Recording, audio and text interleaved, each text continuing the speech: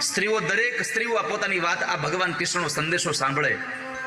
આજથી હજારો વર્ષ પહેલા ભાગવતજીમાં લખ્યું છે કે સ્ત્રીઓએ સાંજની સંધ્યા થયા પછી ઘરમાંથી એકલા કોઈ દી બહાર નીકળવું ન જોઈએ.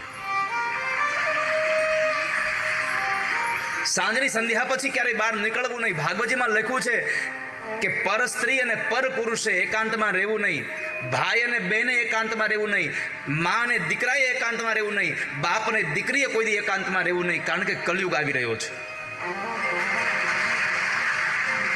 આવું હજારો વર્ષ પહેલા વ્યાસજીએ લખ્યું. ત્યારે જૈમિન ઋષિએ પ્રશ્ન ઉઠાવ્યો હતો, આને તમે લખી અને શું તમે અમારા બ્રહ્મચર્યાશ્રમ ઉપર તમે શંકા કરો છો?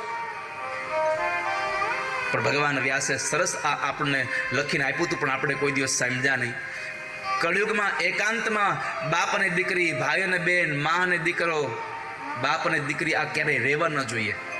પણ આજ તમે જોઈ રહ્યા છો કે એકાંતમાં રહેલી સ્ત્રી અને એકાંતમાં રહેલા પુરુષ, સગો બાપ પોતાની દીકરી માથે નજર બગાડે છે. આપણે જગ જાહેર આ બધી વાતો છે, આ વર્ષો પહેલા લખાયું છે.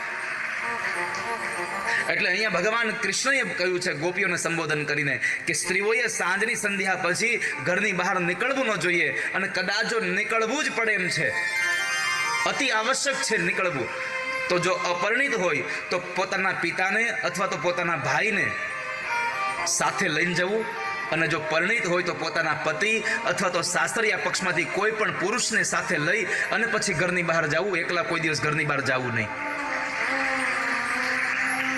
પણ આપણે શું છે, ફ્રીડમ આવી ગઈ ને બહુ વધારે પડતી. રાત્રે 2 વાગે દીકરી એકલી આવે તો આપણે કઈ કહીએ નહીં, એને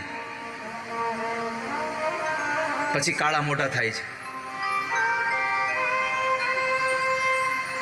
પરમાત્માએ આ બધી જ ગોપીઓને સંદેશો આપ્યો કે તમારો પતિ ગમે તેવો હોય, દુશ્શીલ હોય, દુઃખી હોય, રોગી હોય, ક્રોધી હોય, કામી હોય, ગમે તેવો હોય, પણ તમારે એની સેવા માટે અહીંયા રોકાવવું જોઈએ, તમારે અહીંયા ન આવવું જોઈએ.